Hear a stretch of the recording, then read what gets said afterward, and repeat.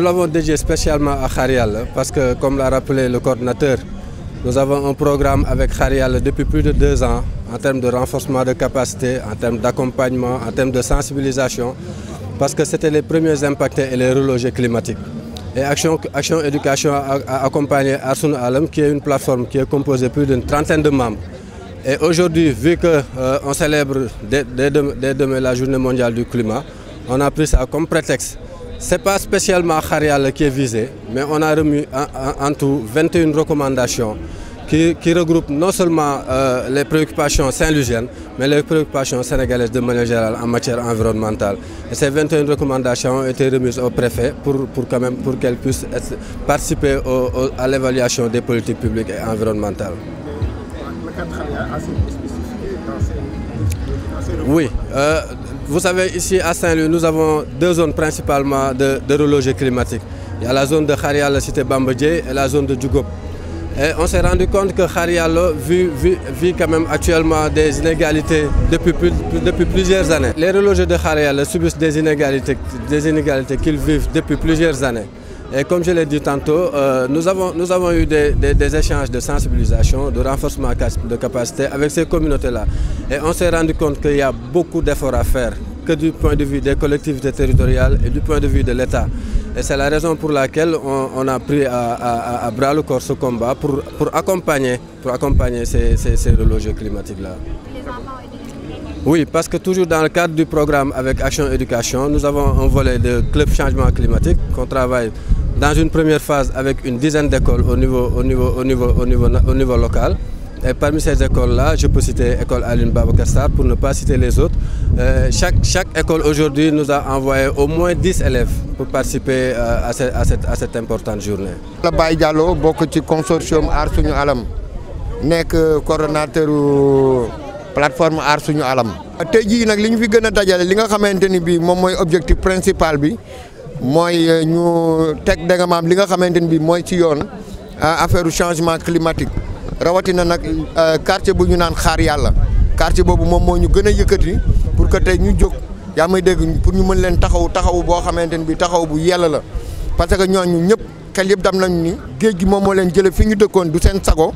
bi leen fi géej gi jëlee yëkkati leen yóbbu leen Xaar Yàlla xam ngeen ni Xaar Yàlla kooku wax la joo xamante ni bii ñun ñëpp képp ku ci bàyyi sa xel xam ni da nga maam nit ku def toog di def loolu yow yaa ngi ci retardement bu rëy.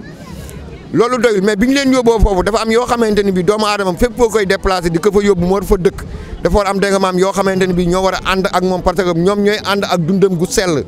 daf ciy bokk da nga maam école bu muy jàngee da ciy bokk da nga maam ay koñ yu muy jaar da ciy boole da nga maam ay roq yoo xamante ni bii ay gaanuwaay da nga maam daf fay am yu baax ba pare da nga maam njaboot gi nga xamante ni bii ñoom la ñu yóbbu foofu ñu fexe da nga maam ba utal leen ay xëy yoo xamante ni bii du ñu dem ci ndóol goo xamante ni bii ñëpp dañuy taxaw tey fii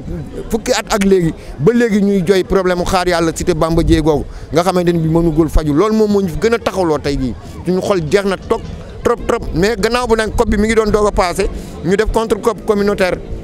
yaa may dégg pour jooyal suñu mbokk yooyu da nga maam seen ñàkk te courant ndox mi sax léegi tane na mais acte de propriétaire bi nga xamante ne bi moom lañ leen war a jox muy këyitu kër yi nga xamante ne bi mooy mandargaal ni kër yi ñoom ñooy borom ndaxte da nga maam lii moo tax ñu nekk borom sax kër yooyu këyit yooyu ñoo ngi koy jooy ba léegi kon tey jii loolu moom moo waral suñu taxawaay bi nag dañ ci ànd ak partenaire boo xamante ni partenaire bu dëgër la bu nekk da nga maam ci li nga xamante ne bi moom la nekk muy action ak éducation ñooñu partenaire boobu te Oumar mi nekk sama wet jiite leen ñooñu tey fi tey ñoo jàpp tey suñu mbagg dimbali ñu ba ñu def taxawaay bi ñu taxaw tey benn la mais njàngatal la bu rëy ci ñun avantage la bu rëy ñuy gërëm partenaire bi gërëm loo xamante ne am na fu mu tàmbalee parce que ça fait presque plus de 3 ans 4 ans moom mi ngi ñuy jàppale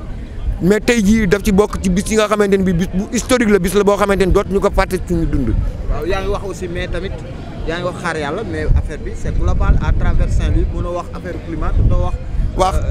xam nga Saint-Louis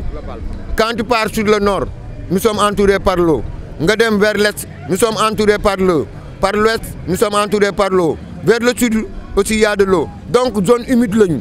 zone humide boobu dafay am potentiel bu fi nekk yaa may dégg en ressources naturelles mais day aussi dafay am vulnérabilité mooy waral da nga maam dex yi di yokku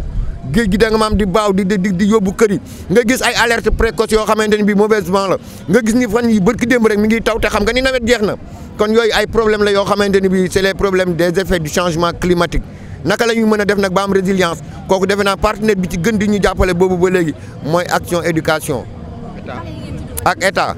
xale yi ñu ci dugal moom moo di ni xam nga avenir u réew dafa dépendre ci xaleel mënoo di dem yow mag mi da nga maam bàyyi sa doom ci kër gi mu nekk da nga maam ci jaayil ci ñàkk xam-xam kon yow mag mi lépp lu nga xamante ni yaa ngi koy fàggandiku